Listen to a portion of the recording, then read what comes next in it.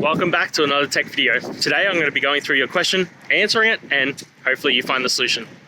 Now, don't forget to stay just a little bit crazy like me, and you'll hopefully get to the resolution. Now, let's continue on to the video.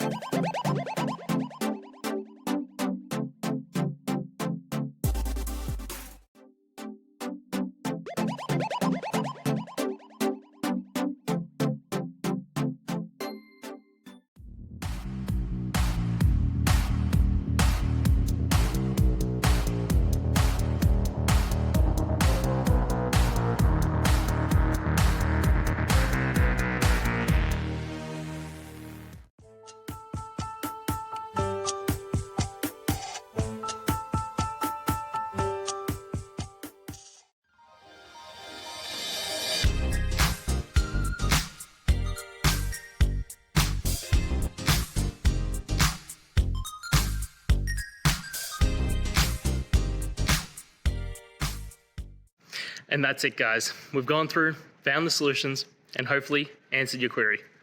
If it did, please hit subscribe. I really appreciate it.